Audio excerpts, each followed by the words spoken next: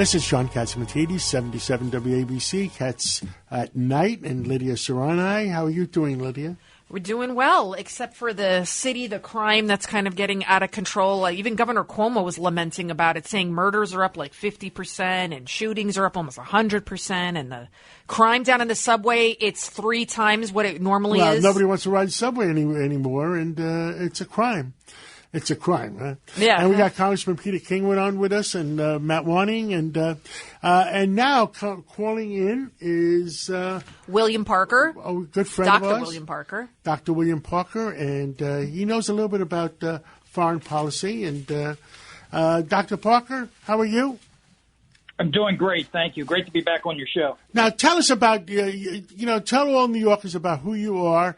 I know you. I met you originally when you were in the Navy, serving with Admiral Clearis. That's correct. A career naval officer, got out, retired, went on and ran the East-West Institute, which was international conflict resolution for about 5 years. Now I'm running my own company, which is a high-tech company looking to reduce fuel burns on large ships. Understood. Now, there's so many things happening in the Middle East, so many things happening in Europe. We'd like to get your perspective. We just had Maura Moynihan on. Was telling us about China and Tibet and all those areas. She was Senator Patrick Moynihan's daughter, and real interesting stuff. And because she lived it. Now, you've been all over the place. Tell us about what's going on in Europe and the Middle East, and your thoughts about things. Well, I'd like to start with, Davos and Munich Security Conference, since I was there last year and just watched that kind of play out. Pretty interesting, the statements made by President Biden. It's interesting because clearly he delineated what his intentions were as far as national security goes. I think some of those very strong statements will require a cost in blood and treasure. If we decide to go down that road. But his intentions are very clear. Specifically, when he talks about meeting our Article 5 commitments, in other words, an attack on one is an attack on all. He talks about supporting the expanded mission in Iraq through NATO, halting the withdrawal of troops from Germany. He talks about Afghanistan, that we're going to increase the fight against terrorism. However, he wants to get out of Afghanistan sooner than later. So it's very interesting. But of all the statements he made, I think the one that is perhaps the most interesting is the point that identifying that the globe is at an inflection point and we must decide between autocracy and democracy. And so he really does go after Russia in his speech.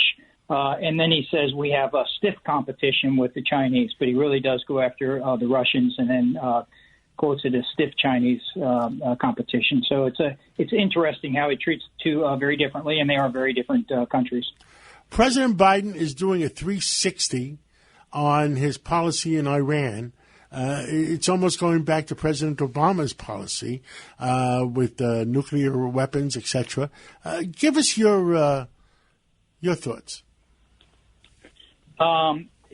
I think with Iran, when you look at it, we have a long way to go before we will get to the point where we have a deal again.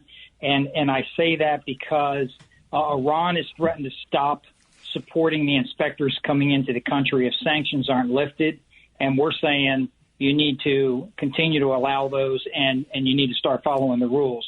And based on the fact that fissile material has been reported to be found in the past, I think we have a long way to go. Interestingly, there's also additions to what we'll call JCPOA or Iran deal number 2. It not only needs to bring all those P5+1 players back in, but it also is looking at things beyond just fissile material into missile development and proliferation, into proliferating terrorism around the Middle East and around the globe, et cetera. So it is actually much more than JCPOA. So it's interesting, but I think it's a very long way from being done. And it's also interesting the way the Iranians are trying to play hardball on this. Even the Washington Post is questioning the policy of dealing with Iran while they use their surrogates to attack different countries and U.S. forces or terrorize them. Absolutely, to include the United States. You know, there's a lot of good Iranian people, but the people that are running that country are not good, to say the very least. I mean, they've captured one of our boats. They have struck against our troops overseas. They're involved in terrorist activities around the globe. They're clearly driving the Yemen-Saudi Arabia attacks. Et cetera. So we have major issues with Iran, a long way to go before I think we have any kind of reasonable agreement between the two countries. We have Congressman Peter King on phone with us. Congressman, what say you about Iran? And what you were on the Homeland Security Committee? Yeah, I was in the Homeland Security Committee, and before that, the Intelligence Committee and Foreign Affairs Committee. Mr. Parker, first I want to commend you for your years of service to the country. I have a question, though, regarding Russia and China. I think the Trump administration was not strong enough with Russia. I do think we have to take strong action to resist, their oppression and any thoughts they have of expanding. But I think China is as much, if not more, of a threat to us, both economically and also potentially militarily. I mean, economically, they're expanding all over the world, whether it's in Europe, Africa, Central America. And militarily, the way they seem to be threatening Taiwan, what they're doing in the South China Sea, pressure against Tibet. How do you see us, what we can be doing to counter China? And do you think that President Biden's agenda is strong enough when it comes to China? Congressman, I think you're spot on that the greater threat of the two for both capability and intent is China over Russia. And I say that for several reasons. One, Russia and the United States actually have a lot of things in common. We're both predominantly Christian countries who both have an opioid problem. Neither one of us have had a good time in Afghanistan. We both have issues with incursion from the Chinese, us with sea space, them with actual physical space.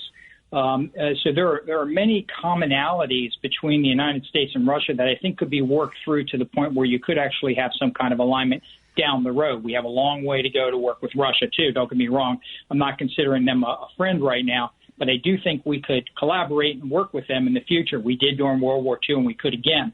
China, on the other hand, as you mentioned, is expanding rapidly, both in their economy and in their military and strategic capability from a national security perspective.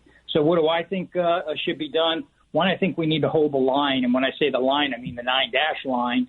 Ensure that they understand what real estate is there and what isn't.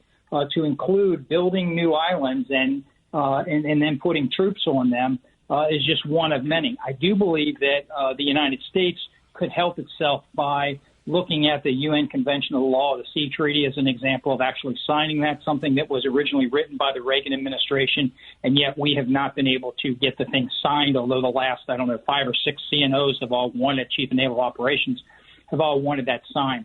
So the bottom line is I think we could do it through UNCLOS, through signing that, through making sure that we have a strong enough military, and to make sure that numbers matter. I mean, when you look at the fact that not that long ago, 20 years ago, we had 600 ships in the Navy, and on an average day we had 100 underway.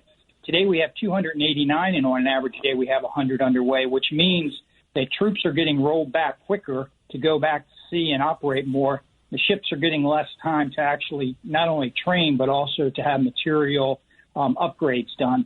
So those are just some of the things I think we could do to improve our national security posture against China.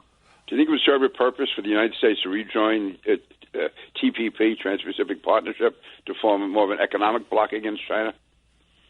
I do. I think that anything we can do, we wrote the 6-phase campaign construct years ago that said that you look at shape, deter, seize the initiative, dominate, stabilize, enable civil authority, and that you should look at all the instruments of national power, diplomatic, information, military, economic, financial, intelligence, and law enforcement, and that big M military, and you know this better than anybody, Congressman, from the committees you sat on, that big M military should be kind of a last resort. And so if we can increase our economic might, if we can increase and improve our diplomatic standing, I think those are all good things to prevent the actual fight. But at the end of the day, I think we have to be prepared to fight if nothing else works. And quite frankly, the stronger our military is, the less likely we are to actually use it.